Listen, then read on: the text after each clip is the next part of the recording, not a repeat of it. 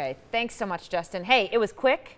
It's over already. The Mirror Ball champion was picked last night on Dancing with the Stars Athlete Edition, and Frank Marino, star of Divas at the Link Hotel, joins us to recap the whole thing. Welcome. It went really quick, huh? It did. I don't know what happened. Boom, I know. And, you know, well, we'll get to who won in a second, but we know who didn't win, and that's Tanya Harding. Tanya Harding. So, but she made it pretty far. She did. I thought she went a lot farther than I thought she was going to. I got to say I was shocked. Yeah. And, you know, everybody loves a comeback story. Sure. And it's so nice, and she had her heart in it, and she wanted to, like, redeem herself for what happened with the ice skating, and it was a really nice story, so I really enjoyed watching her this entire season, and she was very good. Yeah, and you were saying the judges liked her and she got high votes, but she wasn't really getting the votes from the people. Yes, because I'm sure it's going to go both ways. Right. Who wants to believe her story, who wants to go to Nancy Kerrigan's side, you know. Right. So that was probably a conflict, but yeah. Otherwise, she just looked so happy, and the judges even said that it made me happy just watching her. Okay, well, good for her. All right, Josh Norman, football player for the Washington Redskins, did pretty well as well. I thought amazing. He was amazing, and I got to say, who would expect a football player to be able to be that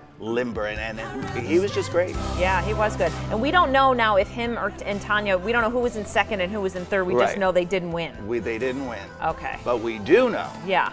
That Adam won. Adam won, and Adam deserved to win. He was in the top of the leaderboard every single week. I mean, it's only 4 weeks, but he was great. But he was determined to win too. Yeah. So you know, he had a goal, and he set his eye on it, and he achieved it. So, and that just goes to show you anybody can do, you know, what they set there. He could go Broadway or something, don't you think? Yeah, they even said that last night. So yeah. He'd be really good with that, and he's got that goofy personality. He'd be good, you know, good actor and something like that. So.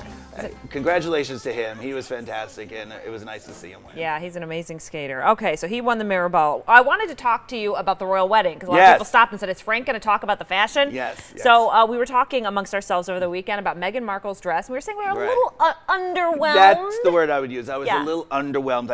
I think Princess Diana's was a little bit too much, even though it was the 80s, but I think hers was a little bit less. Now, the rumor mill, and maybe you saw People magazine, is saying maybe she's pregnant, and that's why she had a looser fitting gown. I just don't want to put a rumor out there, but that might have been a possibility. Possibly. You know, so everybody's just speculating, but she looked beautiful. She did. She looked gorgeous. The dress was just a little bit simple for $349,000. They said because of the embroidery. Wow. Okay. Yeah. I would have stayed up nights myself for a year and just finished it off. That's true. But her reception dress, I did like the reception dress. This I thought was much more fun, sexier, and I love that she got into the Jaguar with him. Very James Bond, they were saying. But there she looks absolutely stunning.